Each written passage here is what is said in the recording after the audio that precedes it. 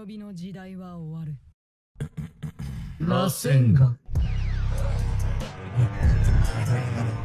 can Sarada go blind? Isn't she, as the daughter of the greatest kunoichi in the ninja world, supposed to be one of the Uchiha who gets an exception from blindness? Yeah, I'm Nim without the E, so let's talk for the next 8 minutes about Sarada Uchiha. First and foremost, there is a rather interesting confirmation regarding Sarada Uchiha's ability. And yeah, perhaps the fight between Sarada and Ryu already explains in detail about Sarada's ability. I mean, Ikemoto confirmed that Sarada can create black spheres with diameters ranging from approximately 5 centimeters up to 250 centimeters. And if we look at the number of black spheres created from her Mangekyo Sharingan ability, which is 4, it turns out that this is the maximum number of spheres Sarada can create.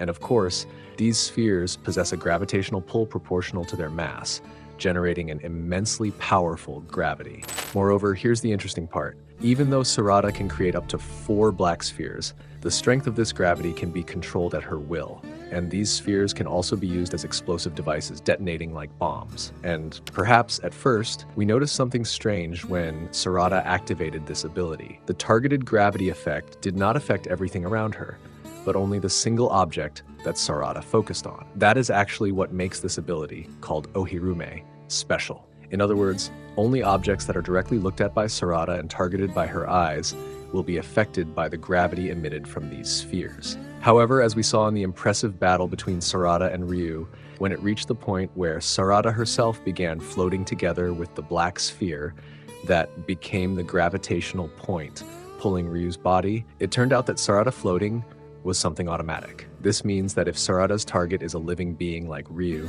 then Sarada herself cannot escape the gravitational influence. But of course, to deal with this, Sarada must skillfully control all 4 spheres by manipulating the gravitational balance acting on herself in order to levitate. By moving together with these spheres, she can apply this technique to achieve high-speed flight similar to the Otsutsuki clan. Unfortunately, behind such great power always lies great risk. This is true of the Mangekyo Sharingan in general. If Sarada consumes a large amount of chakra to use this technique and, of course, uses it in an overuse, then there is one worst-case scenario that cannot be underestimated. That is a gradual decline in vision, which will eventually lead to blindness. Yeah, and what you've just heard is information directly from the databook, clearly confirmed by the author. But if you want to read it in detail, you can pause this video. But let's try to analyze this a little deeper. With this confirmation, are you completely convinced that Sarada will go blind? I mean, we can't completely deny and reject this fact because basically blindness is something very natural for the Uchiha clan, especially if they overuse their eye abilities. However, there are some things I'm sure you'll agree with me on. Despite the confirmation that Sarada has a probability of blindness, there are also some probabilities that make this a natural counter. And the reason is based on lineage. However, the confirmation that blindness will occur in Sarada herself does not seem to be absolute. Even if Sarada does go blind, there are several factors that will prevent her from becoming completely blind. Or if she does go blind, at least it will not be the end. Of course, we cannot underestimate the Sakura genes in Sarada's body.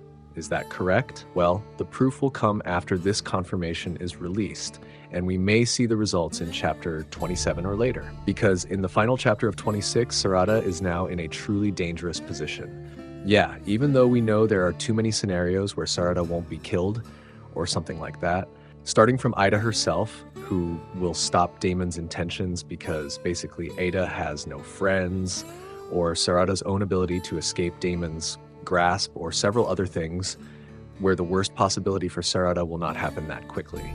Because besides that, one thing that will be the turning point for Sarada's survival is Boruto. Yeah, you know what I mean? But let's see later. Oh yeah, still talking about Sarada. Actually, what that confirmation means is that we cannot really conclude exactly what it implies with overuse. In other words, cooldown. Yeah, you know that, right? Like the mechanism in a game battle where every ability has a cooldown time after the skill is activated.